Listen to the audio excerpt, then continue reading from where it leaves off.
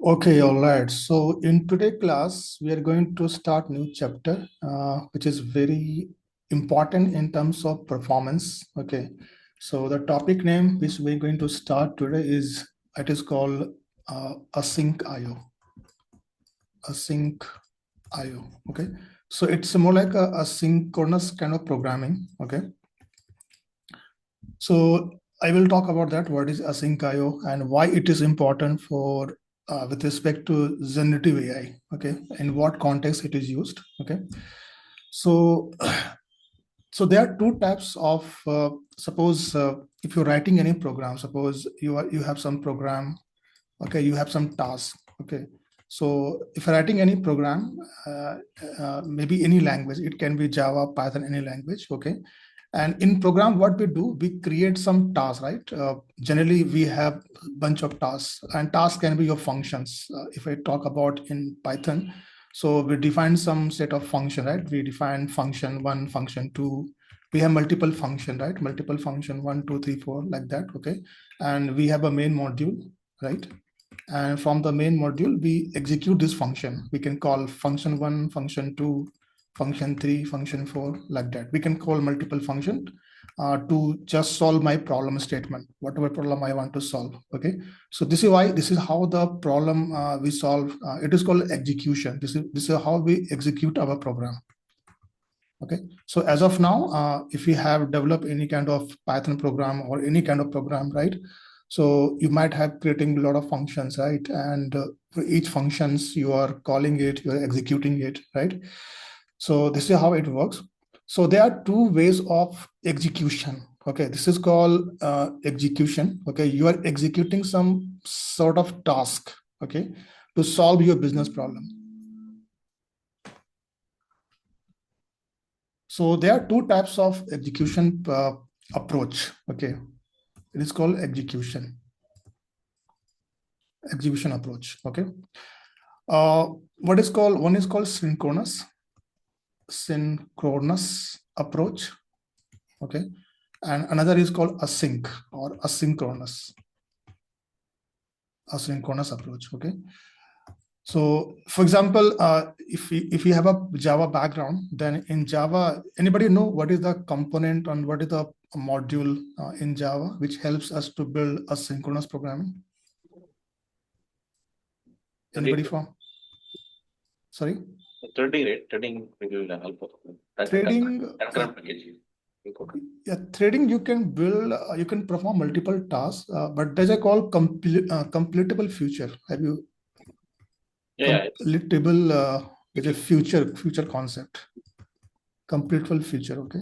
So if you want to compare with Python, so Java has this library, this model called completable future, and this is pretty much similar to like async IO in Python. Okay. So every language has a way to perform a synchronous kind of programming or a synchronous kind of execution. Okay. So what is asynchronous? So let me give a very layman term example. Okay. To just explain what is just if you want to understand what is synchronous versus what is asynchronous. Okay. So let us understand with example. Okay. So let's suppose this is a person. Okay. Let's suppose this is one manager. Okay, this person is a manager in a company somewhere. Okay, he's a manager person. Okay, and this person has to perform multiple tasks. Okay, so there are two approach. Let's suppose I have task one. Okay, this is task one. Task two. Let's suppose you are a person. Let's suppose you as a human. Let's suppose this person is a human. Any person is there. Okay, and this person has to perform multiple tasks. Task one, task two, task three, task four. Multiple tasks they have to perform. Okay, so they are one approach. For example, how this person can perform this task. Okay, so this person will start execution from task one. Suppose this person is performing some activity, some task for something, whatever activity is there for task one, it is performing something on task one. Okay, and in the middle, in the during the processing of the task, this task needs some external. Let's suppose in terms of programming, let's suppose this task needs some database call, DB call, or this task needs some RESTful call. Okay, or this task needs some file processing thing, okay, or this task is using something which is very maybe IO operation, doing something external IO operation, or maybe suppose this task is very long running task. It's a long running task. Maybe in the background, they are doing a lot of stuffs. Okay. So that could be multiple scenario where your task can perform this kind of activity. It can be external IO call, database call, RESTful call, external service call, file operation. There could be multiple bunch of, there could be multiple scenario. Okay. So there's one approach. Let's suppose this person, this manager, it is executing this task one, okay, and this task needs suppose IO press. Suppose this task needs some external file system call or some IO operation. Okay, it is doing some external IO operation. Okay, or it's a network call. Suppose it is going through network and it is making doing some process. Okay, so during this network call, during this IO call, okay, so this person will wait. This is the first way of execution. Okay, so whatever task this need to perform network call, IO call. Okay, so this person, this manager, it is waiting to complete the complete execution of the task. Suppose database call, or suppose this task is doing some long learning process. Suppose it is taking 5 minutes of time. I'm just giving example. So this task is doing something, maybe suppose PDF processing or document processing, which can take a lot of time. Let's suppose it is taking 2 minutes of time. Okay, so this manager will wait unless until this task is not complete. So this manager has to wait minimum 2 minutes of time. Okay, so after 2 minutes of time, when all the stuff is done, the processing is done, okay, then this task is completed. Okay, so this manager is waiting to complete the entire process, whatever they're doing some external processing, okay, long running processing. This manager is waiting to complete the whole execution of task one. Okay, and then this task this task is complete, the execution is over, then this person will start the task number 2. Okay, maybe task 2 again, it needs, maybe again the task 2 is also calling some database, it is doing some IO operation, the same thing. Okay, and let's suppose task 2 is doing something, suppose it is doing some IO operation, external IO operation, and it is taking 1 minute of time. Okay, so again this manager has to wait to complete task 2 unless until it complete the whole operation. Okay, so you can see that like that. So if the T2 is complete, then again it will start the T3. Similarly, if the T3 will take some time, okay, it is doing some IO operation, database call, whatever, there could be multiple scenario, and then it will complete T3, and then it will go to T4. So this is called normal. It's a this kind of programming which generally we do. It is called sequential. This execution is called sequential way of, okay, sequential processing, okay, or it is called synchronous processing, where you are suppose you have tasks, multiple tasks, task 1, task 2, task 3. So you are executing this task in a sequence. First task 1, okay, then task 2, then task 3, then task 4. So in a sequence. Okay, it is called synchronous approach. So this is the default way to handle if you're writing any Python program. Suppose these are functions, there are multiple functions. This is function 1, function 2, function 3, function 4, and you from the main module you're calling multiple functions. So it's a sequential way of processing. Okay, it's okay, we can do that, but the problem is that the disadvantage or the drawback of this processing is that your program will take a lot of time. Okay, just to complete this 4 tasks, it will take multiple lot of time, or maybe suppose you are building some application which having you want to enhance the user experience, so user will have to wait longer period just to finish the task. Okay, this is a problem with the synchronous approach. So this kind of processing is okay, where you're building a task and your task is not having very extensive long running process, okay, or any IO operation. Okay, in that scenario you can go with sequential approach. In that case it will not take much time. Okay, but there's some scenario where your task can be long running process. For example, these are the use cases. Okay, maybe database call, RESTful call, IO operation, long running process. It can be multiple things. Okay, so to enhance the user experience, it is not a best approach, good approach to go with sequential approach. Okay, so that is why we have another solution called asynchronous approach. You got this approach? You understand this, how the sequential approach is working, how this synchronous execution is working? Any doubt here? No, it's clear. Yeah. Ajay, for you, Julie, for you, it is clear? This is what we normally do in program. Yes. Yeah, we are good. Okay. But yes, but this approach, generally we do that. Okay, this approach is good for simple processing, or it is not taking time consuming. Okay, but now let me talk about in terms of generative AI. Okay, in Gen AI, and I have seen that in generative AI, where you are building kind of RAG pipeline, you are building some especially for the data ingestion, where you are building some data ingestion approach. Okay, you are building some data ingestion pipeline. Okay, so where I have seen a lot of cases we use async processing. Okay, because here, for example, I'm giving one example. Okay, like suppose. Okay, so first of all, let me understand what is async processing. If you understand the synchronous approach, what is synchronous? Okay, so the same example.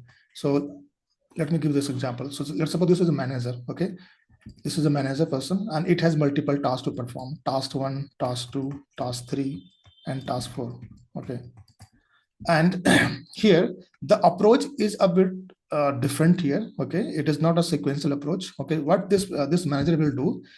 This manager will maintain a queue or something like a queue structure. Okay, it has a bucket or queue. They're maintaining a queue kind of thing. Okay, so let's suppose this manager start this task T1. It is working on this task T1. Okay, and meantime, while processing the task T1, this task T1, suppose it is doing some IO operation, or suppose it is doing some long running process, just like previously. Okay, so maybe this time what happens for the suppose for IO processing. Okay, suppose it is doing some IO external processing or file processing or something network processing. Okay, so this kind of task is called IO bound task. It is more like a IO bound task. Okay, so every machine, suppose this is a computer. Okay, so this machine has a CPU. Okay, it has a CPU, and nowadays there are multiple cores in the CPU. In the latest machine CPU, okay, they have multiple cores. Okay, so they have multiple cores means they can, now CPU is more powerful, so it can do a lot of tasks. Okay, so here what happened in the previous step, in the previous case, this manager was using CPU, but it was blocked. Okay, it was waiting to complete this IO task. Okay, but in the meantime, this machine is capable to perform multiple tasks. They have multiple cores of CPU. They have multiple, I think they have multiple powers. They have multiple computing power for this machine, but this machine is not leveraging its computing power, because the approach is that I will complete this task, then I will go to the next task. So this is their mindset. This is they have approach. So with this approach, they are not utilizing their CPU power. Okay. So in this case, what happened in the asynchronous approach? This task, let's suppose they are performing this task. This person is capable to perform more processing because it has more CPU power. So what this person will do? Okay. So let's suppose this task needs some IO processing or external processing. Okay. So this person will put this task into a queue. Okay, and it will let this task to do its operation, IO operation, whatever it is doing, because this IO operation is this IO operation is nothing to do with the CPU. Okay, because there's no any computing power of this machine is getting utilized. So this task will put into queue, and this task in the background, it will keep performing its IO operation, whatever it want to do. Okay, it will keep doing it in the background. Okay, but here this person is not waiting for this task to complete, but in the background, this task is still performing. What this person will do in the meantime, they will switch this task from task 1 to task 2. Okay, so meantime, this task 1 is doing its work in the background in the queue. They are doing their job. Okay, but this manager, this person is not waiting completely to task 1 to complete, then I will start task 2. So task 1 is running in the background, and it has switched this task, and now this manager is working on task number 2. Okay, so this way it can do parallel kind of processing. I mean, at the same time, it is this manager can perform multiple tasks. It is not a sequential manner. So this task will go into waiting list. You can say it's a waiting list. Suppose this is a waiting list. Okay, so the task which is using IO operation, they will go into waiting list. Okay, and then this manager will switch to task number 2. Let's suppose similarly task 2 is also having some IO operation, some disk operation, some network operation. Then again task this manager will put again T2 into waiting list. Okay, it will again go to into waiting list. So both T1 and T2 both are in the waiting list. They are performing something. It is not like they are not doing anything. They are doing their operation. They are doing some IO operation. Okay, let's suppose in the middle, let's suppose now in the meantime T1 got completed. Okay, suppose T1 was in waiting list, and again it has started working on T2, and T2 again went to waiting list. And the middle in the meantime, T1 completed its work. Okay, its waiting period is over. Okay, then it will move into kind of ready state or something, ready queue. Okay, ready queue. Okay, so they will come from waiting list to some, suppose we are maintaining another queue for ready. Okay, if you know threading concept, right? So we have multiple state, waiting state and ready state. So this T1 will move into ready state. Okay, so this manager will know that, okay, this task has been completed, the waiting period is over. Now this manager can pick up this task anytime because its operation is complete. Now it's ready to perform. Okay, so this manager can pick up this task 1, which it left in the middle, and it can start working on task 1, and it will complete the task 1, and then it can start the task 3. So this totally depends upon the it is called operating system or machine. Okay, so they have internal implementation that how, I mean, how, and suppose this task is completed, it comes from waiting queue to ready queue. When this manager will pick up this next task, okay, which are in the ready queue, maybe suppose it is ready queue. Okay, suppose this manager is working on T3. Okay, and maybe this task has to again wait in the ready queue. Okay, so this totally depends upon this person, then how and when to pick up this tasks which are in the ready queue. Okay, so the benefit of this is that you can perform multiple tasks, and this machine is utilizing its complete CPU, whatever CPU power it has, its computing power. Okay, and it looks like that you are performing multiple tasks at the same time. Okay, so in this case, what happened? The programming, the execution time reduced a lot, and I mean, it is not blocking. It is called non-blocking execution. Okay, so asynchronous, it is called non-blocking processing. Non-blocking. So your main manager who is doing the job, it is not blocked. Okay. In the synchronous approach, in the first approach, your main manager who is responsible to perform the whole task, they become blocked unless until the task 1 is complete. Then again, they have to wait for completion of task 1, then we'll start the task 2, task is so on. It's a blocking kind of process, blocking kind of execution. But asynchronous is like a non-blocking kind of approach. Okay, so this task keep on switching, or this task goes into waiting stage unless until they complete the task. And then whenever they find the time, totally depends upon the operating system. If this manager find that something are ready to start working, they will pick up the task and they will start executing, and the task 1 will complete. Okay, so this is how it works, synchronous and asynchronous, blocking approach and non-blocking approach. This is how it works. This is how the execution is different from synchronous and asynchronous. Any doubt here understanding synchronous approach? I think if you have any kind of for Java background, I think it's not be very difficult, because in Java world we have been doing this kind of operation multiple times. So did you understand the concept first of all? See, the coding part we will understand later, but did you understand the concept that what is asynchronous processing? Yes, sir. Yeah. Zuri, what about you? Did you understand this concept, the processing part? Yes. Okay. So here the benefit is that suppose now come to the RAG data ingestion processing. Okay, so how we in the generative application where where you will find the use cases to use asynchronous approach. Okay, I have seen mainly in there are multiple cases, mainly in the case of data ingestion. Suppose you are building data ingestion pipeline and you have suppose 100 GB of PDF file, okay, something like that. Okay, so suppose you have multiple files, suppose you have 100 files and you have to process 100 files. Okay, so in that cases you can create asynchronous processing. Okay, maybe suppose you have task 1, task 2, multiple. Suppose task 1 is for suppose PDF 1, task 2 is for PDF 2, task 3 is for different PDF. We can create multiple tasks. Okay, and this task we can create a kind of pool or a synchronous approach where this task can run concurrently. Okay, so that can be one use cases where we use that asynchronous programming.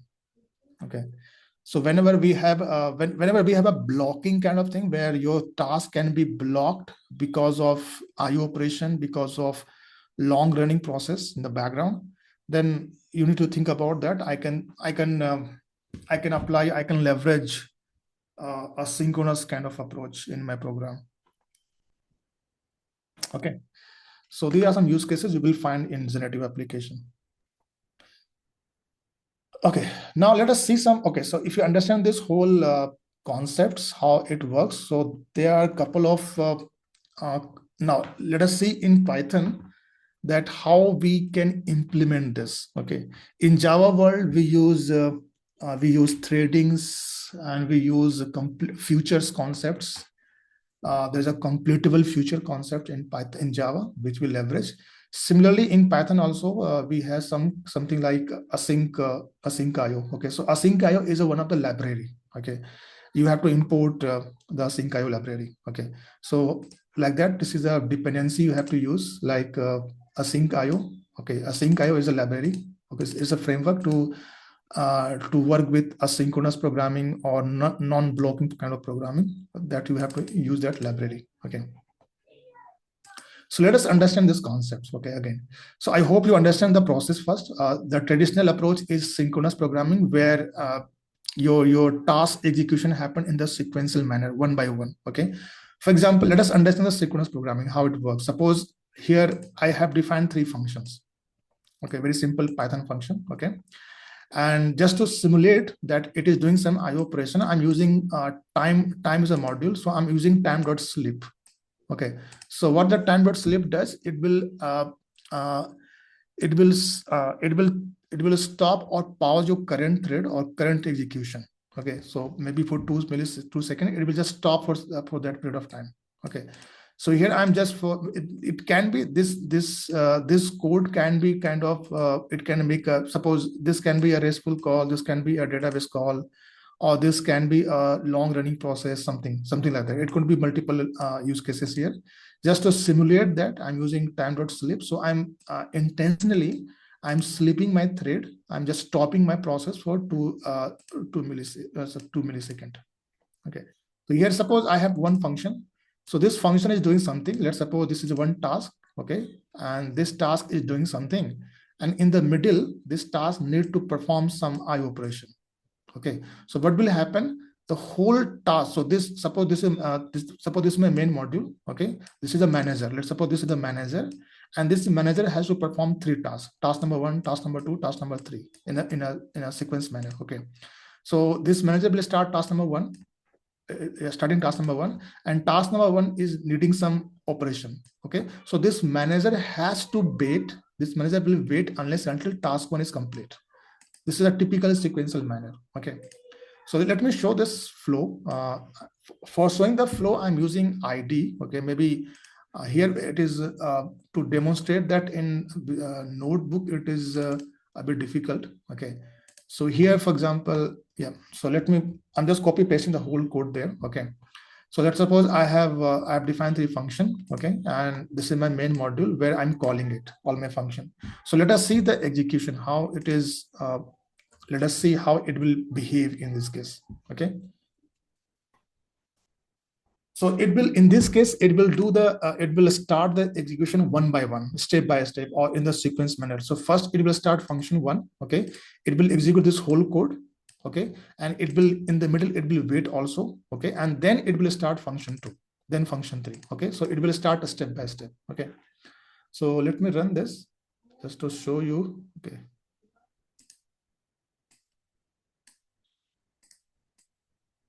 Okay. So this is async task, right? So let me run this program, okay?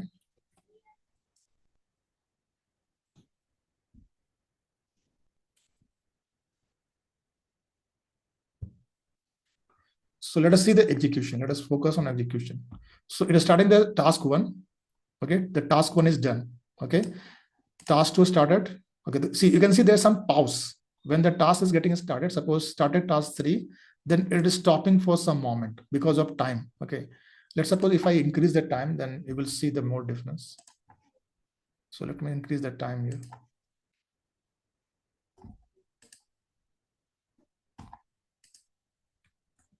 So it is executing in a sequence manner. Okay, so first starting, it is waiting.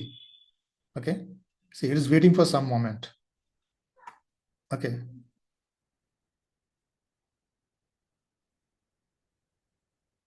I think I give more time.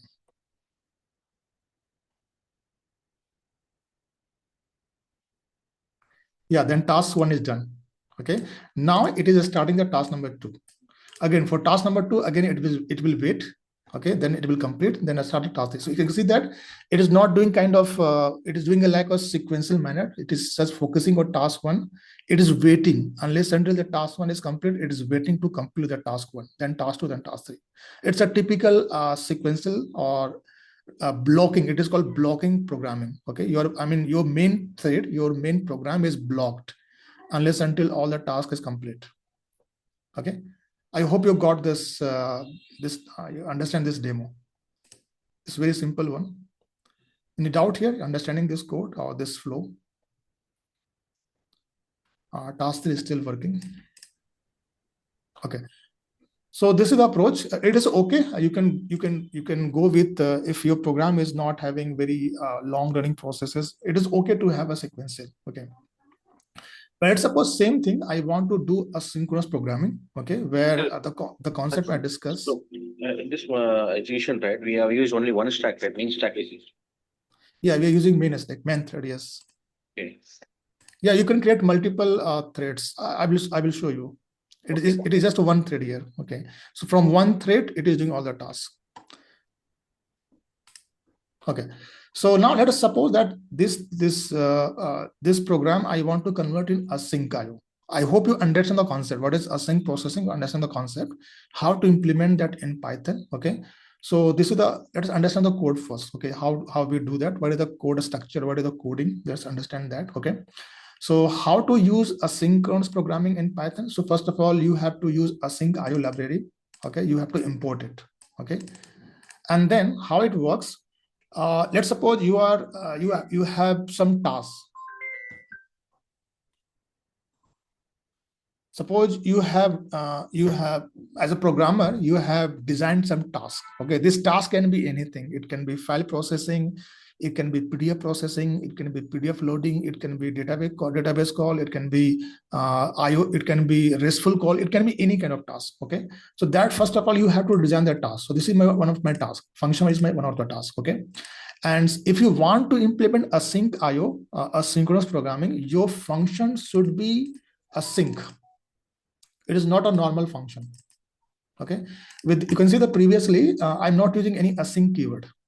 It's a normal function definition. Okay, if you want to use async programming, then you have to use async keyword in front of function name. Okay, and after that, if you're using async, if your function is using async, the rule is that there should be await. Okay, so if you're making async, I'm assuming that you are async means it means that your task having something IO bound kind of job. That's why you're using async. Okay, so let's suppose here I'm making some call. Suppose it can be, this call can be database call, it can be API call, it can be long running process, anything. Okay, it can be anything which which can take time. Okay, IO bound kind of task. Okay, so this module, this part which is taking time, that portion I need to use await. So function name, whole function should be async. Okay, and where you think that you believe that this can be where it can be IO kind of operation, that piece of code or that logic, that you should be put as a await. Okay, this is what it does. Okay, so once you do this is the code structure. So create function async, and where you find that it is an IO operation, put it await in front of that piece of line await. Okay, so you can see that here, for example, sleep. In earlier, I was using time.sleep. Time is a module. Okay, so time.sleep is more like a blocking. It's a blocking kind of code. I mean, it will block the thread. Okay, but if you don't want to block your code, if you don't want to block your thread, okay, then use async io.sleep. So because async IO will manage it. Okay, they have internal way to manage non-blocking architecture. So that's why you cannot use time.sleep. Use async.sleep. Okay, sleep here I'm just using for demo purpose. Okay, just for simulate this use case, I'm using sleep. In the real scenario, it can be a real job. It can be a real task which you're performing. Okay, so that task you have to put await. So this is the basic structure. Create a function with async, and the code or the portion where you find that it can be IO operation or long running operation, put it await. This is what you have to, this is what the programming structure. Okay, so this is my function one, async, await. Function two, okay, same thing, function two also async. I have something where it can do some IO operation, I'm putting await. Okay, so this is the basic structure. Define a function with async and await. It should be always await. Okay, if you define something async, there's no await, then it will throw error. So there should be always, if you're using async, there should be always await, because the async library will understand that how to I will talk about that, why await is important, but this is the coding structure. Okay, so I have async, await, async, await, async, await. Okay, so this is my three tasks. I have designed my three tasks. Okay, and I'm assuming that this three tasks is a IO kind of job. Okay, and I have defined asynchronous and await. This is a task. This is a task definition. Okay, now I want to launch. I want to create a manager. Okay, I want one manager. This is a task definition. Okay, for example, this one, right? This one. So right now, what you have done, you have defined the task. Okay, you just defined the task one, task two, task three by async keyword. Okay, now I want to launch this task. The whole task I want to launch in an async manner. Okay, so I want to create a manager. I want to create this piece of code, this piece of feature, manager. Okay, so how to do that? If you want to get a manager, okay, so this is one of the ways. Suppose you want to launch this task. Okay, task one, task two, task three. Okay, I'm creating a launcher. Okay, I'm creating all the tasks, individual tasks. Okay, and in order to launch all the tasks, I'm creating a launcher. So this function can be a launcher kind of thing. Just assume it's a launcher. Okay, so from this function, okay, I will launch all the tasks. So this function will be the launcher itself, will be another async. This is the pattern. I'm telling you the pattern. Okay, first define all the tasks, individual tasks as a function, as a async function. Okay, create a launcher or your manager where you will launch the task. Okay, and that launcher code will be always it will always async. Okay, and from within this launcher, okay, you can trigger the task, or you can execute the task. Okay, so how to execute all the three tasks? Okay, so we have a async IO library, and we have to use gather. Okay, if we want to run multiple tasks at the same time in a async IO approach, like this approach we discussed right now, okay, then use async io.gather. Okay, and pass all whatever function you have, whatever modules you have that you want to run in async fashion, just use that. Okay, and async is an API. Okay, async is dot gather is an API. So use the gather API and use await. Okay, and then what happens? It will create a manager. It will, I mean, this piece of code, this async io.gather, this piece of code, what it's doing, it is creating a manager. It is creating this manager. Okay, and this manager will handle that task. You just assigning the task to this manager, and this because you're using async IO library, asyncio.gather. So this manager will execute your task in this fashion, into async IO fashion. Okay, so this is the code for that. Okay, so and ultimately you will get all the result. Okay, and yeah, and that you can it will give you the list of result. Okay, for all the tasks. Suppose here task one. Okay, task one is returning something. You're doing something stuff, you're doing some processing. Okay, and in the middle you are doing some IO operation, and after the task is done, you're returning something. It can be anything. You can return some list, anything. That depends upon the use case. So this function is performing something. It is taking time. It is doing IO operation, and after that, it is returning some data. Returns. You can see that it is returning function 1, 2, like that. Okay. So in the result, you can once all the task is done, you can collect. So result is what you're doing. It is collecting all the end result. Whatever you're returning here, this result from end to function 2. Okay, whatever you're returning here, it is just a container which is collecting all the result. It's a kind of list of result. Okay, so this way it will. So this gather will make a manager, and manager will make sure that it will apply the asynchronous kind of approach. It will perform all the tasks, and ultimately it will gather all the result from the task, and you can get the result. Okay, this is my manager, and then I want to from the main thread. Okay, I'm just starting this manager using async io.run. Okay, so this is the pattern. Just try to understand the pattern. I have multiple tasks. First, to design the task, use async keyword, use await. Your task is done. Okay, create a launcher, create a main, create a function where you can launch the task, kind of manager, async. Use gather library for async, create all the tasks. Okay, so this becomes a manager. Now from the main thread, I want to launch my program. Okay, so you will start this. You have to launch the manager only. You don't have to launch individual separately, all the work, all the tasks separately. Okay, your job is the main thread will just launch the manager. Okay, so this is the approach, async io.run, and I'm launching the manager. Okay, this way it will whatever I explain this this processing, it will start the processing with the help of this coding structure. Any doubt here? So this is the pattern. This is one of the design pattern to implement async IO. Here, are we starting three different threads using? No, we are starting one thread, single one thread, just main thread. Just main thread, but Yes. this async gather is running in three different threads. No, it is just one thread. I will talk about the threading part. It is just one thread, okay? And from one thread, it is doing all the operation. It is not creating multiple threads, just one thread, single thread. Can you explain one more time? I think I missed something. Okay. The gather, no, not every. I understand wholly. The gather internal, how it works. Okay, I will. Okay, gather, how the gather is working. In order to understand that, try to relate with this concept. जो मैंने समझाया. Okay. So you have a manager. Okay. Suppose first of all you have a task. You have multiple tasks. Task 1, task 2, task 3. Okay. And these tasks are async tasks. I mean, this task are this task, async task. Okay. And internally, this task will perform some IO operation. Then you will use await. This is mandatory. Okay. So first you design the task. Okay. You design the task, async, use async and await. Okay. So you have the task already now.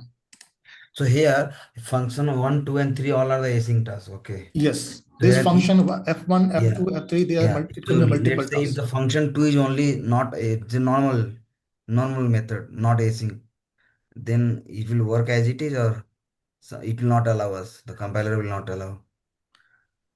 Okay, you are trying to mix, right? You're trying to mix async. Yeah, I'm trying to mix. Yes, correct. Okay, then in that case, you just call F2 here. Maybe separately. I need to call it. Just separately call it. Okay. Because it is not a part of asynchronous programming, right? Okay. So your main thread, your main thread will just complete that task. Okay, and then it will start the. It is called event. I will talk about event. This concept called event loop. Okay, I will talk about that, how you handle. So actually it is creating an event. This whole concept is called event loop. I will talk about that later. Okay. So this is the approach that you create multiple, you design your tasks where you find that I need to create a synchronous task, design that task first, okay? And then if the task is ready, then create a manager like this. Yeah, so you have a manager. So this manager will manage the task execution internally. But we make sure that all the three tasks are independent. Means there is no dependence that is. It should be independent flow. Okay. Okay. So yeah, Yeah, so, okay, let's so this continue. task I'm doing, and then I'm creating a manager, right? And from the manager, I'm starting all my tasks. Okay. And internally, if you start this task, how this manager is doing, it will do all the internal job. Like it will start the task, it will put in the waiting list, it will wait. Okay. If the task is done, it will come into queue state. This all thing will be done by the framework itself, async framework itself. Okay. So this is the design pattern, one of the pattern that you have to use asyncio library and create multiple tasks, use gather approach. Okay. And finally, once all the task is done, you will get the result. Okay. Let me run this, the same thing. Let me run this and you will have idea. Let me copy this whole thing and let me run this. In result, what we will get? You will get all the result like this string, this one, All outputs. Output list of Okay, string. all three method output. You will get list of a string. Your list of whatever you want, you will get the list of this data. Okay. So it will combine all the three input output, and then it will return. Yes. Okay, so this is my program. Same thing, I'm just copy pasting. So I'm creating my tasks, individual tasks, task 1, task 2, task 3. I've given some time here to sleep. Okay, and then I have a manager. Okay, and here I'm launching all my tasks. Okay, here all three functions run at the same time using they follow that approach which I discussed right now. Okay, and then I'm starting my manager from here. Okay, let us run this. So let me make it, and then I'm printing the result. Okay, let me show that. Yeah. See, task 1, 2, 3 started. Then first task 3 is, I think all the started, but task 3 done first. Then task 2, task. So there's no any order. Okay, one thing is there's no any order of completion. Okay, so all job is done. Okay, you got the result, combined result. Okay, you can change the return type. For example, suppose return type I'm passing here int. Okay, suppose I'm giving int here. It can be any kind of return type. Suppose it is giving you 600 something. This is giving you kind of, suppose, list of data, list of 1, 2, 3. Okay, so you will get the list of this data. So here I see the order of execution is determined, right? But the result completion is not in order. Yes, completion, it totally depends on the operating system. Task length, yeah. Right. Yes, it will not maintain the order. But the invocation part is one we have control, right? Which one to call first?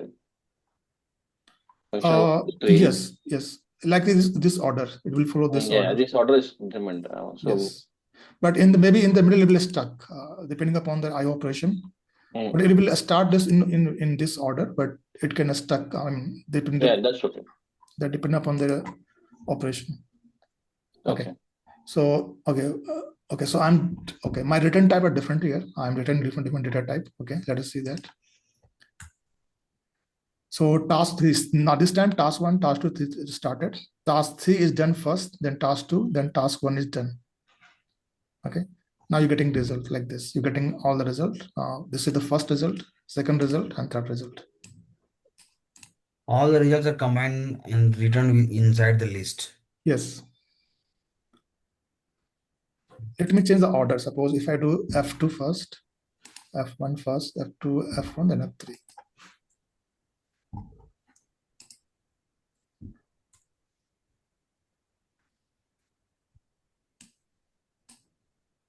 So F2 first. Okay, let us see how it will run. So 2, 1, 3. Okay.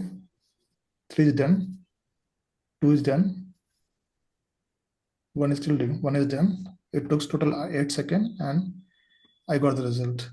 So because two got two results, first result and third result. Okay. Okay. Understand this? This is the basic.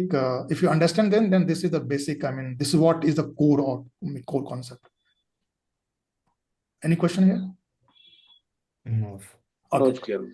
It's clear, right? Okay. So now going forward, you can design your code, or you can design some asynchronous programming like this. You have multiple tasks. Think about creating multiple tasks and create a launcher, okay, and gather it, okay, and then you can perform that. Okay. I hope this code is now clear, everybody.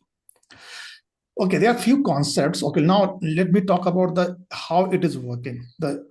Whatever code I explain you. Okay, I hope you understand the execution, but let me explain the concepts behind the scene, how it is operating. Okay, so the concept is called in Python is called event loop concept. Okay, I will go in the thread level. Okay, so the core concept here is that the task. Okay, first of all, you have to think about in the task term that what are my different tasks. This totally depends upon your design. Okay, that totally depends upon your business statement, business problem, that what problem you want to solve, what are your tasks, and how you design that task. Okay, and this task should be independent.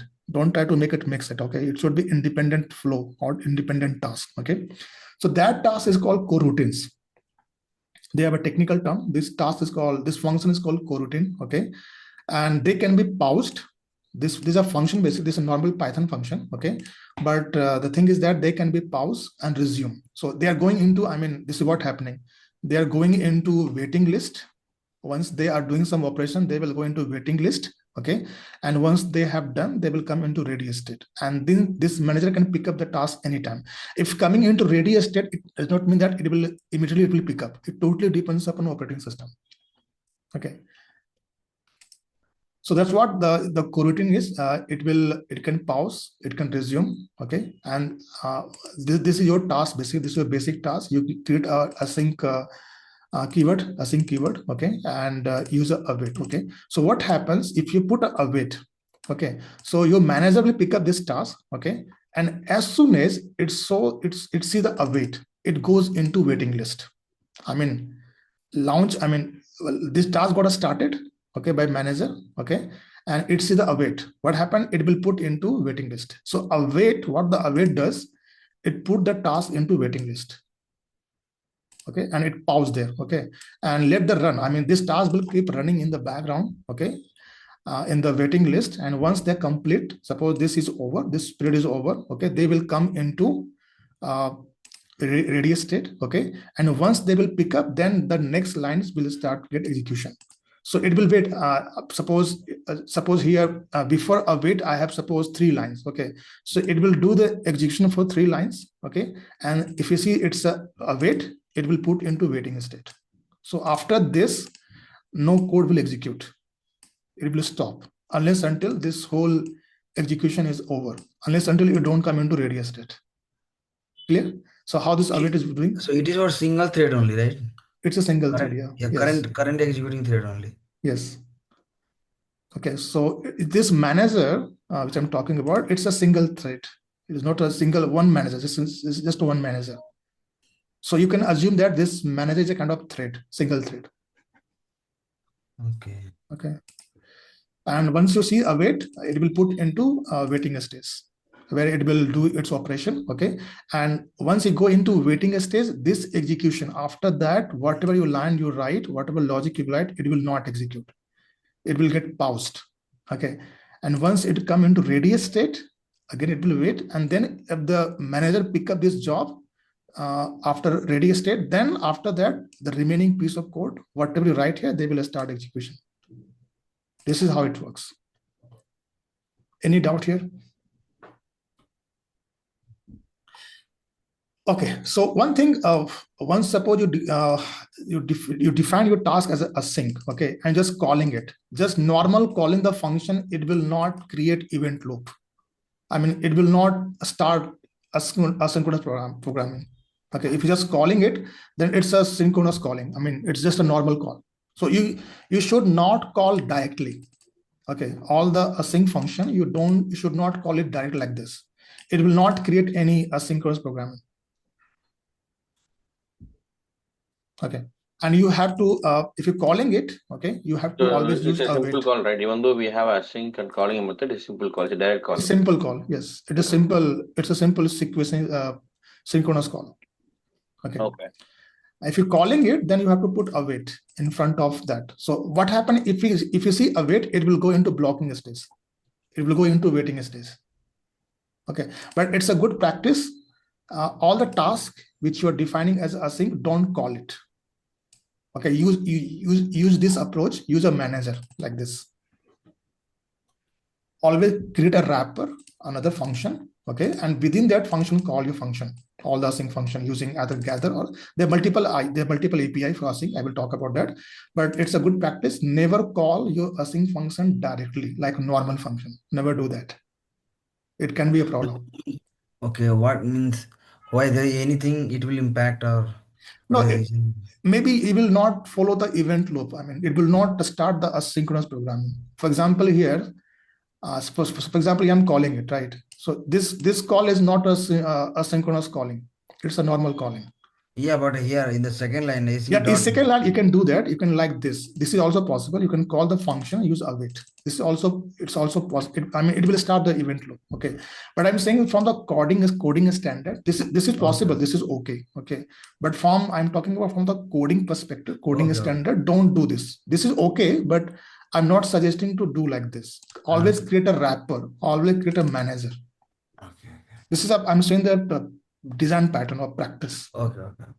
Okay. It's not So, like performance in no, it is okay. This code only, is yeah, okay. This only a code good is practice. good practice to manage your code.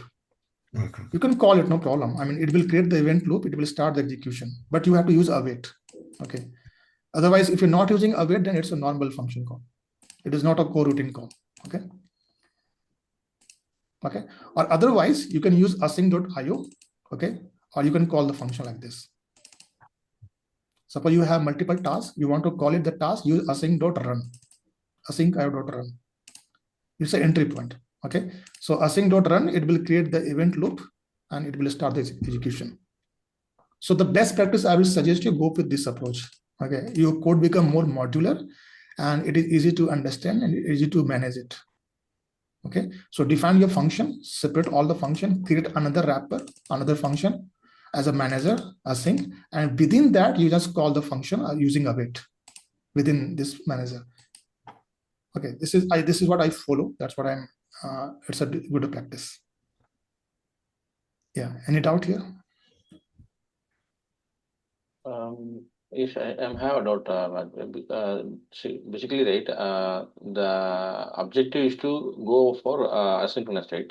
Yes. I'm not sure what is need for wrapper because already we have a method which is having async signature and also Yeah, you can. evaluation. Yes, you can also do like this. Mm-hmm. Okay, wrapper is not. I'm not saying it's mandatory. Okay, Mm-hmm. you can also use this code like async.io.run and call the function. It will create the event loop. This is also possible. Okay, but let's Once we suppose. call the async run, it will create event loop, right? Sorry. No, once we call the async run, it will create an event loop, right? Yes, it will create event loop. Yes. Okay. Okay, but let's suppose you have multiple tasks. It's okay to run. I can run a single task like this. Okay, but if I have multiple tasks, task 1, 2, 3, 4, multiple tasks I need to run, then use this approach. Create a wrapper, create a manager. I call it manager like this. Okay. Otherwise, this is also okay. You can do that. Okay. Okay. One thing, there's an important concept is that event loop. Okay. So yeah, this is very strange that they create just single thread. Okay. I mean, okay, they will create one manager. Okay, how this event is working, this program is working. You have defined multiple tasks. You have multiple tasks to run. That is your job. You have designed the task. Okay, for execution, it will create a single thread. So all the task is getting executed in a single thread. Okay, it is like this. Let me explain that. So this is very interesting. I found that they are not creating multiple threads for each task. So what they're doing here. Okay. So basically, it's not a two parallelism, it's a concurrent operation. Yeah, it's a concurrent operation, right? It's more like a concurrent completable feature, you know. It is a concurrent operation, okay? It is not a multiple process. Okay. There is one process, one thread. Within the one thread, it is doing concurrency. It is achieving concurrency. Okay. So suppose you have this task. This is one task, task one. Okay. This is task two. This is task three. You have task four. Multiple tasks you have. Okay. This is your routine. This is your in a Java term, you can say it's a runnable. If you want to compare with Java, it's a runnable. It's a task. You're getting runnable here. Okay. This is your task. Okay. And you have just one single thread. Suppose this is one thread. Okay. It can be your main thread. Let's suppose this is your main thread. Okay. So you have just one execution. You have just one process, one thread. Okay. And within the one thread only, suppose you have multiple tasks, it is executing all the tasks, T1, T2, T3, T4. It is executing all the tasks from the single thread. It's event loop is a single threaded. Remember this, okay? Event loop. So that means it is in between it is switching. Yes. The task. Yes, yes. It is a single threaded. It is always a single threaded. It is not getting multi. Yeah, this is completely different from Java, right? Because Java we used to create a separate thread for each. Yeah, we can do that also. Here also we can do that. Okay. Okay. Because we don't have event concept. Yes. From single thread also we can create multiple threads. We can create thread one. We can create thread two. We can do that. I will talk about that. Okay. Okay. Okay. We can create multiple threads also here. Okay. But by default, this event loop is one single threaded. Okay. If using async.io.run, okay, async.io.gather, okay, those things, then it's a single thread. It's a single thread runtime. And from that single thread, you're executing multiple tasks. But here it is context switching is happening here. Okay. So they're maintaining a kind of waiting list. Okay. The context, suppose right now this thread is executing this task one. It got some blocking. It will come into this blocking stage. So switching is happening. So in this case, there is time execution, no difference between async or sync call both. Time difference will be there, right? No, time will be there, right? Because these are calling async operations. It's not synchronous. Yeah. No, async operation is there, but let's say now it is switching to task 2. But by the time task 1 is ideal, now it is not processing. Who is processing? No, task 1 is not ideal. Task 1 is doing its own IO operation in the background.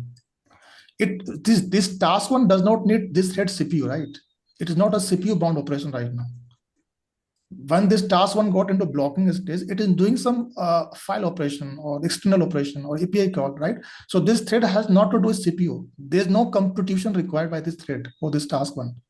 It is doing its background job. Once this task is done, then it needs CPU, then it will come again back to CPU, this thread. It's just triggering the work and then it is just just switching. It is in a smart way. It is switching the task that, hey, right now you don't need my help. Okay, you just do your work, and once you're done, come back. I will help you. Okay. So here the time, if you do a normal call, then it will take, this thread has to wait, right? Suppose it is taking 2 minutes of time. This thread has to wait for complete 2 minutes of time. It is blocked. This thread got completely blocked. So it is called non-blocking. This thread is not getting blocked. It is just doing a context switching. It is just switching this task to another task. And it will, once this task is ready, its IO operation is ready, it will come into ready state, and then it will pick up this thread, okay, and it will give it CPU time, and it will do the execution. So it's a single thread environment. Okay. Clear? Yes. Okay, all right. But there's some scenario where you have to create multiple thread. I will talk about that also. But by default, it's a single threaded environment. So event loop, by default, use single thread, and it does only the context switching from one task to another task. Okay, but it is handled by a single thread. So this is a part which is different from Java, right? Java, we don't have event loop concept. We have all the thread. Yeah. Yes. In Java, we don't have event loop concept. Yes. Okay. So it has taken from Node.js. Okay. If you know the Node.js. Yeah, this event loop is similar to it has taken the concept from Node.js. Okay. So this is how it works. Okay. So it has a waiting task. Okay. Then ready task. Okay. Suppose this is one single thread. Okay. It has multiple tasks. Okay, and suppose this task, this is current task, this is running current task, and it needs some IO operation. It can be network, this time, it can be anything. Okay, so this task will go into waiting state because it does not need any CPU right now. It needs only IO operation. Okay, once it is done, then it will go into ready state. Okay, ready state does not mean that it will just, this thread will pick up immediately. It totally depends. It's a totally random. It totally depends upon OS. Okay, so once it's ready, then maybe this thread, this running thread will pick up this job again, and it will give its CPU time, and it will perform the next action. That, I mean, whatever I explain here, this exact same. It's a nice diagram, but the concept is pretty much same. Okay. Okay.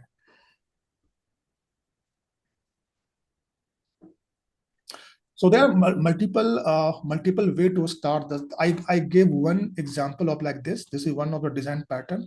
You have multiple tasks, use gather, use a wrapper, okay, and start this. This is one approach. There are multiple way to run this. For example, you can create multiple tasks. Okay, suppose this is one function. Okay, it's an async function and it's await. Okay, this is one of the routine or one function. Okay, and here you can create multiple. There's a concept called task. Okay, so you're creating from this function, you're creating a multiple task. I mean the same thing. Okay, I mean, you have multiple tasks here. So async create task. Okay, and you're just calling this function like this. You're just calling this function and passing the parameter, so it become like a one task. Similarly, I'm creating second task like this. So you can create multiple tasks from the same function. It will have separate execution. Okay, and then you're calling await.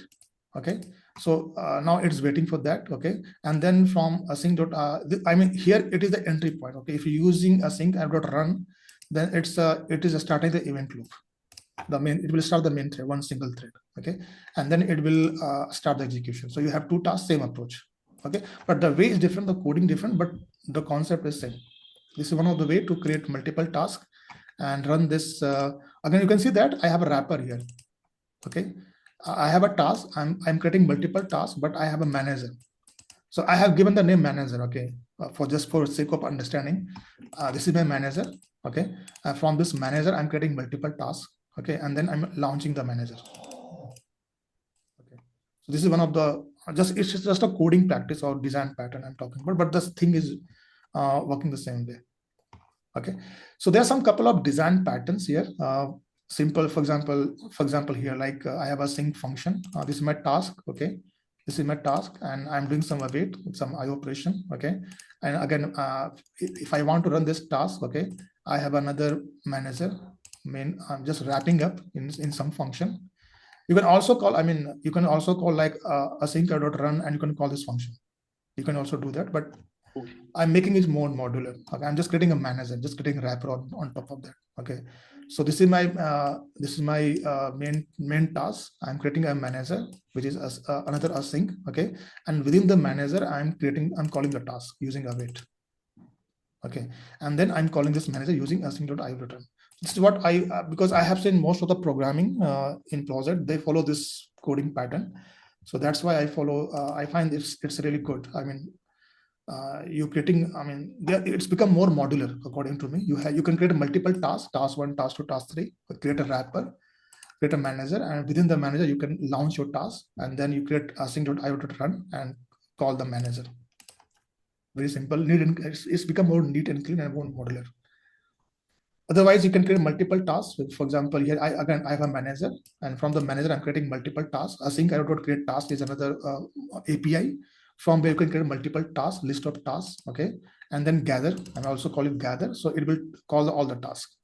Okay, guys, this star is okay, right? You understand this? The star, what the star is doing? Yes, unpacking. Yeah. So because I have a list of job. Okay, so I'm just passing calling gather, so it will expand all the element. Okay, so same pattern. The pattern is same. I have a manager here. Within the manager, I have multiple tasks. I'm calling gather, and then I'm calling this manager for my async io.run. So I follow this pattern. Okay, yeah. Suppose there's some error handling. Okay, suppose you have some task. Okay, and within that task, there could be chance that it can throw exception, something like that. Okay. For example, this is my, here I'm raising some exception explicitly, okay? And then suppose I'm processing something, it throws some exception, and then I'm going into waiting loop and then returning empty, okay? So I have three parts. The first part is my execution, and within the execution, it can throw exception. Then I'm sleeping, I'm going into waiting list, and then finally I'm returning. This is my piece of code, okay? So how to handle this kind of scenario, how it will happen, okay? So for that, what I'm showing here, I have suppose this is my task, okay? I have a manager main, okay? And from the manager, I'm creating a task, okay? Suppose here I'm creating a range and I'm just calling it, okay? I'm just calling this function, creating a list. It's a list of function. I hope this code is now, you can understand what I'm doing here, right? This code is simple. I'm using a list comprehension. I'm creating a range, okay? I'm creating number from 1 to 3, and I'm calling this function 3 times. So I have a 3 function, list of 3, okay? Now I'm calling gather. I'm passing this task, okay? And while if you want to handle the exception, you using the gather, return exception true. You have to use this parameter, return exception true, prevents one error from stopping all the tasks, okay? So what happens, suppose it is running in the event loop, okay? And one of the tasks throwing exception, okay? So it will not stop the execution of all the tasks. Otherwise it cannot stop. If you don't using this flag, then it cannot stop. What happened, it is processing all the tasks, and one task throwing some exception, it cannot stop. So if you don't want that, okay, so you can use return exception true, okay? So it will the task which is throwing exception, that will skip up and it will perform for remainings. Okay, for example, if the id is 2, only for id 2 it is no exception, okay? For example, here id, I have how many id? I have id 1 2 3, right? I have I the value is 1 2 3. So for I1 it will not throw any error. For I2 it will throw. For I3 it will not throw. Okay, let me show 1 second. Let me run this, then it will be better to understand.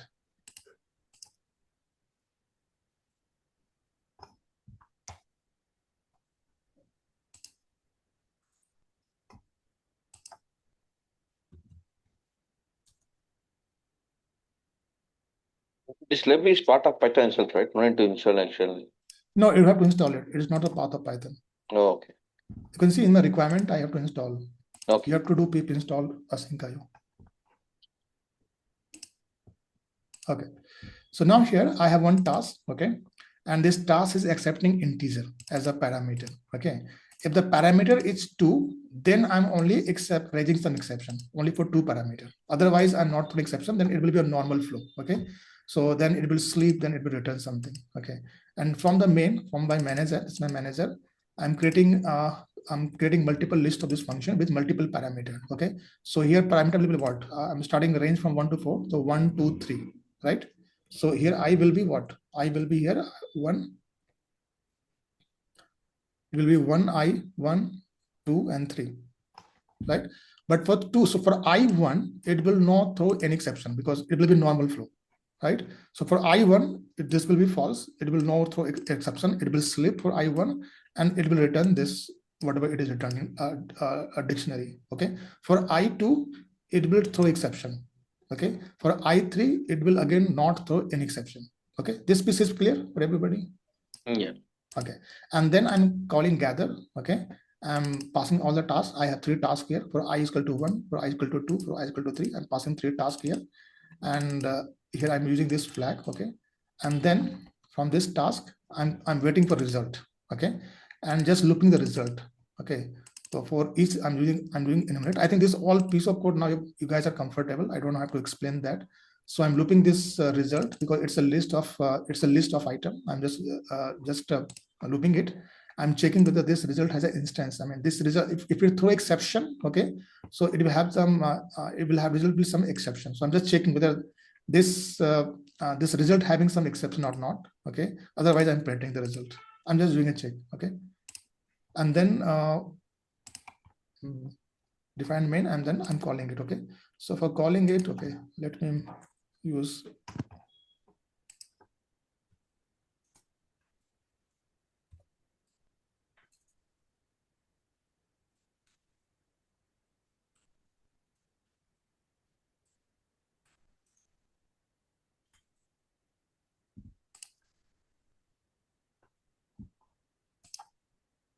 Okay.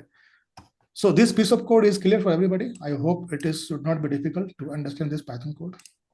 Coding wise, it's clear for everybody. Yeah, yes, it's clear. Okay. So let us see how it's going to behave.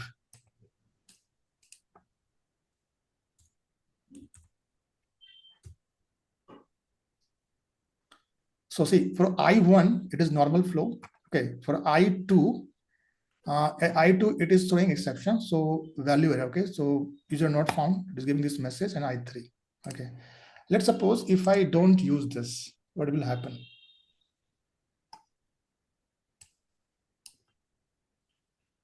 I'm just passing my task. Let us see how it's going to behave. You can see, because in task 2, it got error. So whole event loop got disrupted. I mean, the event loop thread, that thread itself is throwing exception. You got the point? Yeah. Your thread got disrupted, basically. Your thread is stopping right now, event loop thread. So whenever you have some exception cases, okay, use this flag. It's very useful, and it will not stop your main thread. It will just, it will execute this remaining task, and it will not stop your thread. It's very useful. Yes. Got the idea? Yes, it's clear. Okay. So this is where we handle the error exception. Okay. There's a timeout also. Let's suppose your task is taking a lot of time. They will get timeout. Okay. Suppose this is slow operation. Okay. Async IO, again, the concept is same. I have a task, I have a manager, async. Okay. And I'm calling async.wait for. Okay. So there are multiple API. For example, async.gather you have seen. Then it's a wait for. Okay. Slow operation. You have to find that timeout. You can try this. Okay.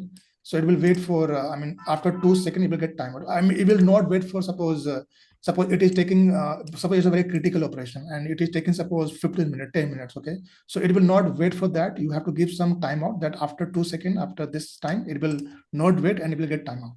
You can handle, you can handle your performance like this. Okay. Yeah. Couple of things that you have to remember that, one thing, event loop, I discussed, right? Event loop is single threaded. Okay, this event loop is a single thread. It's a single thread. Okay, what happens if by mistake, if you're making a mistake and you're throwing some, for example, I show you this example, right?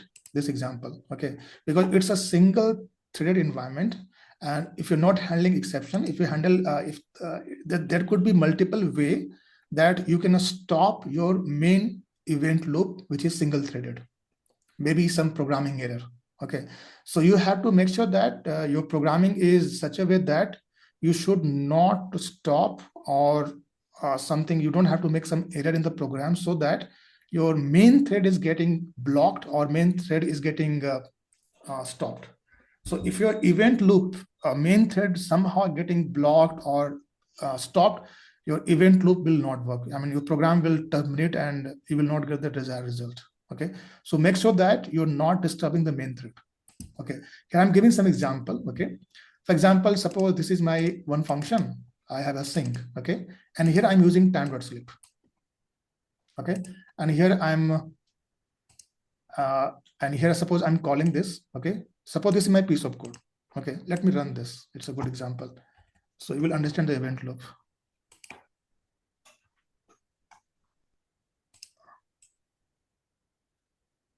So what is the wrong with this code? This is the error code.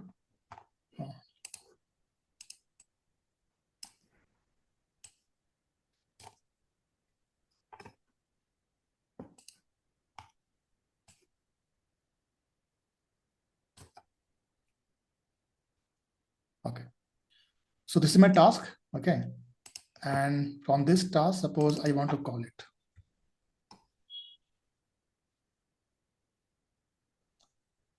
Let me create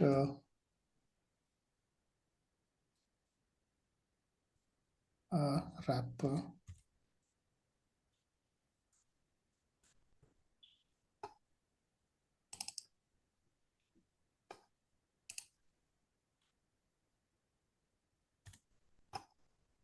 I'm calling this.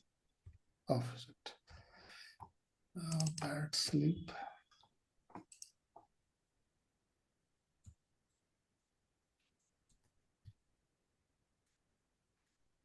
Okay.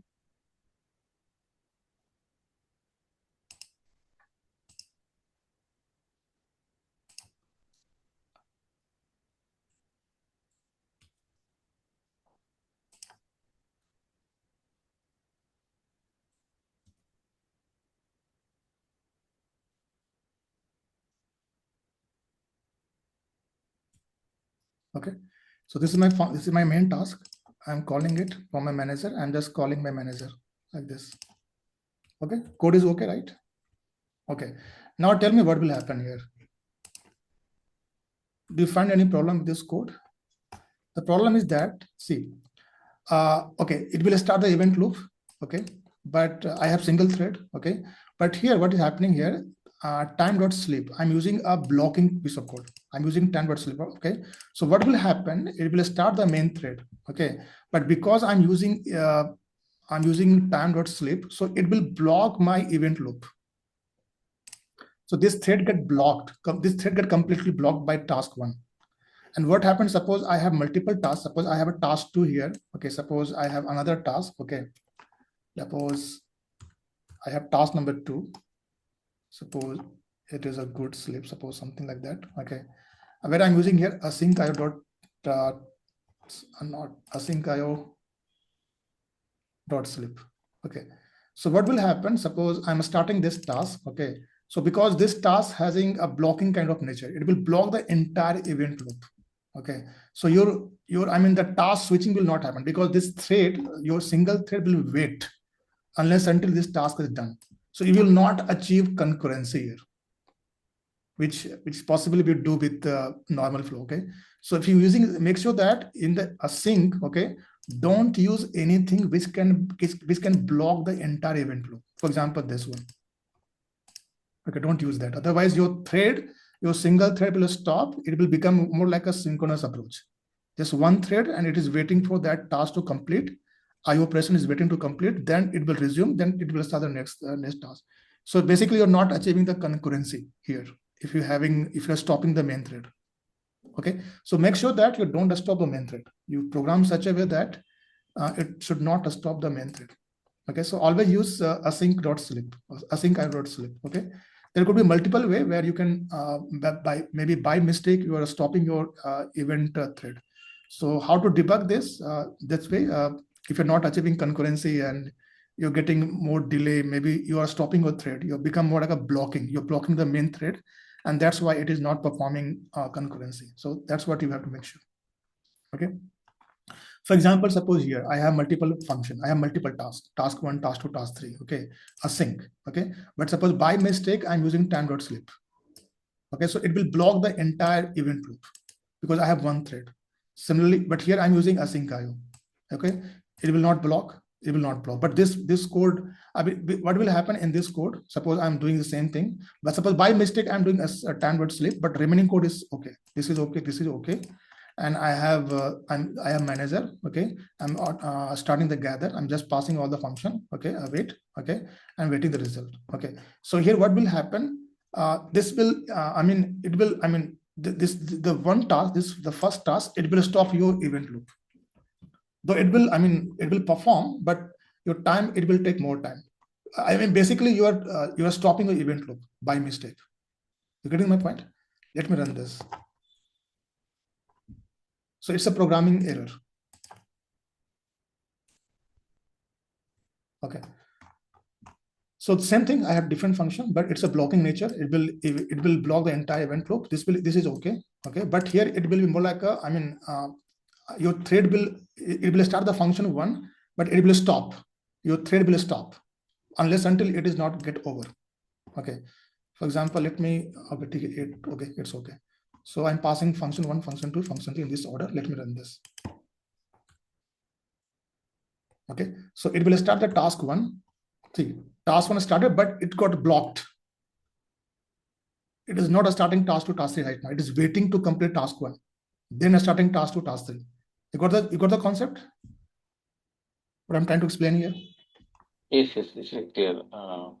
Okay. But So even you're not, even if and before time dot sleep, if you put await also no use, right? Because this time dot is yeah, yes, because it's a blocking nature. call. Yeah, blocking call. Okay, it's a blocking nature. Okay, so you're not awaiting. I mean, you're maybe the result you will get the result. Okay, you're getting the result. Okay, but you're not achieving the concurrency here. Okay, maybe your time it will take your program become slow. Okay, that's what. So always use this. Okay, there are multiple variant of asynchronous coding. For example, sleep you want to use. So time.sleep is more like a blocking nature. It will block the entire event loop. You can use async io.sleep. Okay, request. Suppose you want to make a HTTP request. Suppose you have a API, GET API, POST API. You have some design API. You want to make a call. You're designing a RESTful client. Okay, so request is a one module. Okay, which helps you to call the API.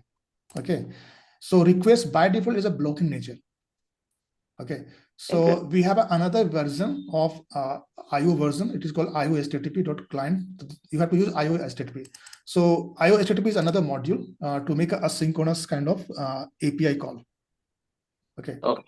Open, for example, open is a kind of blocking nature.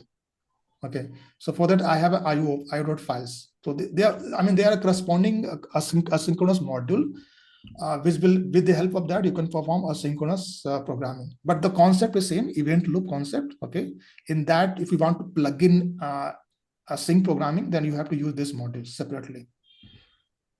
Okay, so this is a common pattern. This is a pattern. Run synchronous CPU IO bound task in separate thread. Okay, yeah. Now let's come to the separate thread. Okay, let's suppose here. Let's suppose the problem is that you have just one thread. Okay, event loop is just one single thread. Okay, and within the single thread you are running multiple tasks. Okay, and but you cannot, I mean, right now whatever we have discussed is from single thread. I'm creating multiple tasks. Okay, but let's suppose I have some tasks which are very CPU bound or very time consuming. Okay, suppose I have some CPU bound task which will suppose in the background they will take a lot of time. Okay, so the problem is that if I'm using single thread, okay, so here maybe this task can be, suppose, because I have multiple CPU cores. Okay, so in the single thread I'm just using one core. Maybe I'm not utilizing my CPU power, CPU computation power. Okay, and suppose this task itself is a CPU bound task. It needs some CPU power, some processing in the background. It's a long running background task. It needs some CPU processing. I'm using single thread, but I have multiple cores are available. Okay, in that cases, what you can do from the single thread, okay, you can create multiple threads. You got the point? I mean, from the single event loop like this. Let me draw the diagram. What I'm trying to say is, suppose you started one event loop. Okay, this is your event loop. You started one thread. This is event loop. Okay, and from this, suppose you have multiple tasks. So from here, you can spawn another thread. It's a separate thread. From here, you can start separate thread. So from single event loop, you can start single different thread. And task one, suppose it's a CPU bound task. It needs some CPU computation power. You can perform like this. But there will be one event loop, single event loop, and it can create multiple threads like this. It is possible. But again, even if you spin another thread also, right, the task which we do inside, we might use the same core process, right? That's switching will still happen, no? No, because it's a separate thread, right? No, because we are using here, it's a different task, right? We are executing a separate task, and we have a way for that. We have an executor framework. Okay, so it will create. I mean, it will use some separate threads, right? So maybe it can use some different cores of your CPU. You're saying that it can use same code. That's what you're saying. Yeah, because currently all thread in the same processor. The Python program we invoke is a process, right? When we invoke a thread, it's again sharing the same processor. So how could we achieve this parallelism here?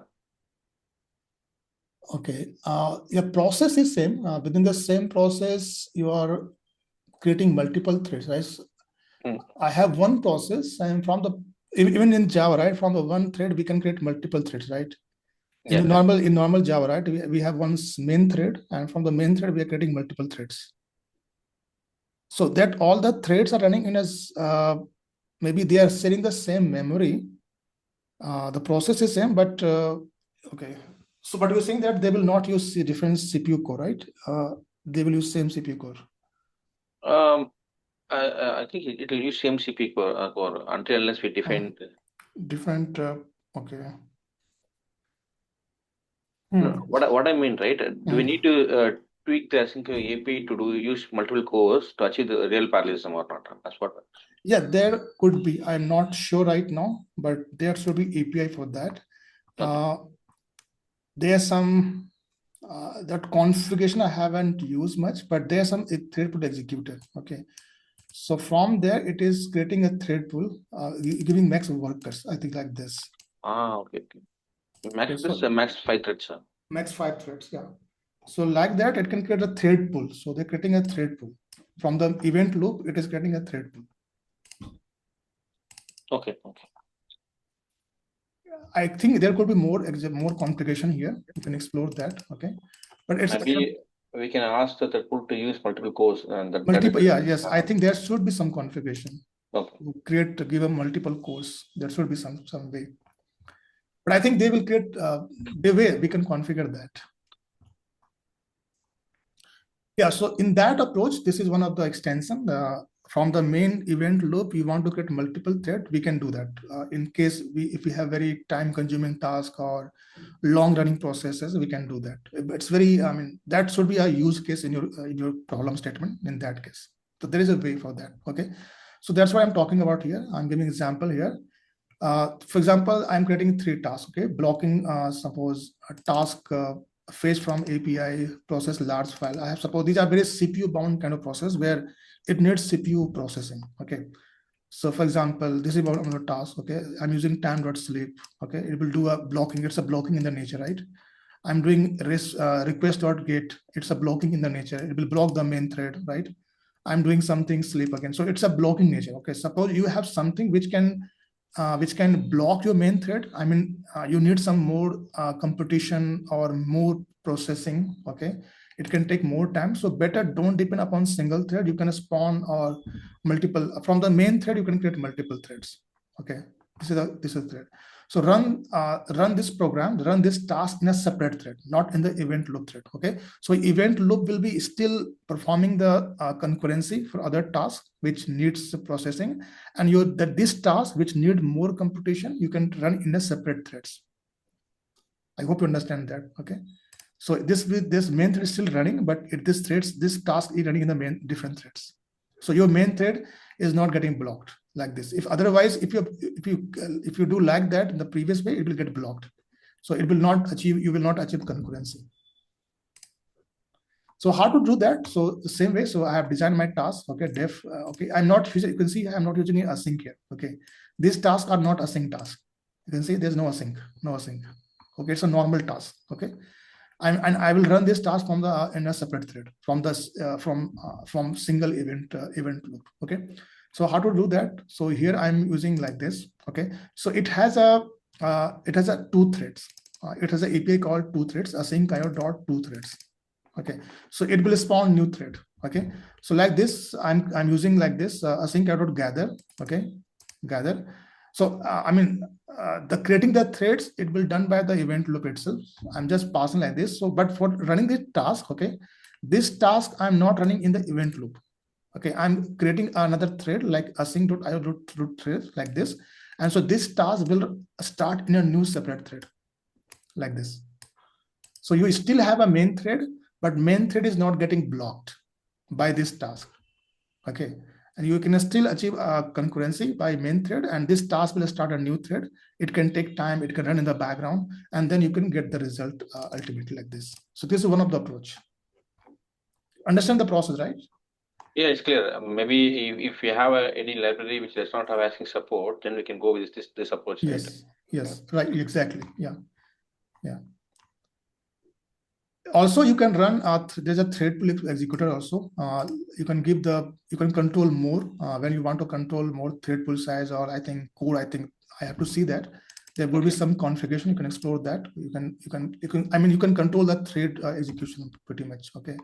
So you have to import this library concurrent.future threadful executor. Okay. Same thing. I have different function. It's a normal Python function. No async here. Okay. And then I'm creating here. Okay. Here. Okay. This is my I'm creating executor here. Okay. There could be multiple configuration here, like to control the code, those things, and you can explore this. So I'm creating executor like this, okay? And here I'm getting the event loop. I'm getting the reference of current event loop, okay? And from the event loop, I'm running executor, okay? And in the executor, I'm passing executor, and I'm passing my all the jobs here. This job, this job, this job. So this way you can control more, and you have two approach. Either you can use this approach, 2 threads, okay? Otherwise, you can use executor. If you want to control more the threading, you want to get more control over thread, you can use this approach, concurrent executor approach like this. Okay, you can explore this API. There could be more configuration here, and this way you can achieve that. I mean, your main event loop is running. It is not getting blocked, but all the time-consuming processes, it is running in the background in the separate threads. And then you have multiple tasks, and you can get the result. You're passing the task like this, okay? Like in this code, right? Why we need the async loop reference here? Because you assign the loop equal to async loop, right? This loop? Yeah, this line. Yeah, I'm getting the reference of my event loop, current event loop. Okay. Okay. Which are running in the main thread. I'm getting the reference of main thread, and from there I'm running the executor. So if you want to start executor from the event loop, you have to get the reference of event loop. Okay. And from there they have given the API run in executor. I'm just using their API. Then it will create the executor and pass all your operation, whatever. But in the earlier example, you didn't do anything. In the thread-based example. Yeah, that totally depends upon use case. If you have that use case, that no, what I mean in the earlier example, right, which is spawned. Oh, yeah. Yes. An earlier example, it was a single thread. All the tasks was running in the single thread. Okay. We are explicitly creating multiple threads to run my job, and these jobs are async. You can see that these jobs are normal jobs. I mean, they are not async job. They are simple normal function. But these jobs I want to run into a separate thread. Maybe these are not supporting async programming. Okay. So that way I can handle it. I can create a multiple thread. I'm not stopping the idea is that you don't have to stop your event loop. Okay. This way you can do that. Okay. So this is one approach, running the block of code. I'm running executor and getting result. Okay. Or either you can do like this. I'm passing here I'm creating multiple tasks. Okay. In the executor. I'm passing the executor, and executor has multiple tasks. Task 1, task 2, task 3. I have a list of tasks. I'm just passing the event loop. So event loop, what that does, it will understand that you're using executor, so it will create multiple threads for that task. Okay. Okay. So this is some patterns I have seen in asyncio. Okay. So normally there are 2 patterns. First thing that create async or event loop, create multiple tasks in that. And all the tasks are running in single thread. It's a single thread environment. Okay. But somewhere, suppose your task itself is not asynchronous. You have, maybe API or can be time consuming, something like that. Then you can use, from the single event loop, you can create multiple threads using executor framework. Okay. So there are 2 use cases here.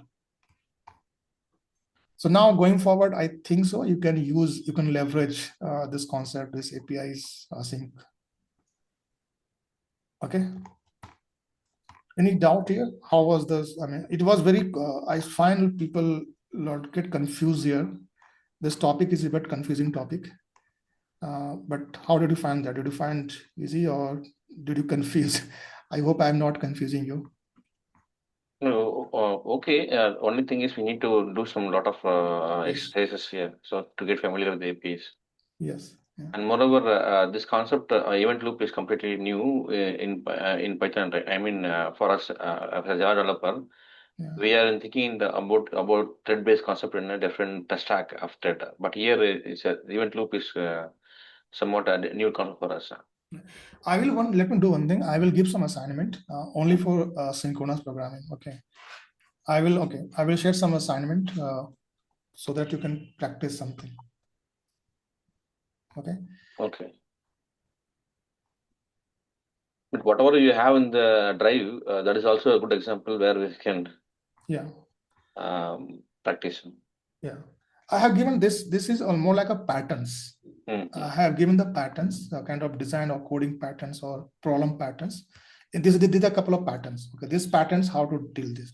Okay, so it's just a sample, just a pattern. But yeah, I will share some more assignment, just to more hands-on, more practice. Okay, all right, in this session. Any questions, by the way? No, it's good. Generally, it helps in the batch kind of application, right? Yeah, it helps in kind of long running process, batch, kind of data processing. And generative AI, I have seen more like a data processing, file processing. I'm giving one example. Suppose in one of the project, in current project, we have 100 GB of data. We have 100 PDF file. Okay, and we have to process all the file. Okay, we have to achieve parallel or concurrency. So what we are doing, we are creating multiple. We are using executor framework in Python, and we are creating multiple tasks. Okay, and every task we have one event loop, and from there we are creating multiple tasks, and in that task we are processing one of the PDF. So one PDF has suppose 40 pages, 50 pages, kind of. So meaning you will execute all the PDF in a separate thread, right? Separate threads, yes. I think you also can try Satish for your use case. Yeah, sure. I'm thinking about that. You have 5 to 6 PDF, right? So try to achieve concurrency there.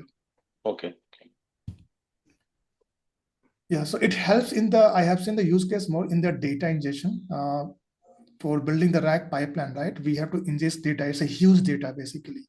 So your data ingestion pipeline can take huge time if you're not using concurrency. Okay. Otherwise, it will take huge time. It will take days of time to ingest data. So in order to achieve the concurrency, we use these approaches.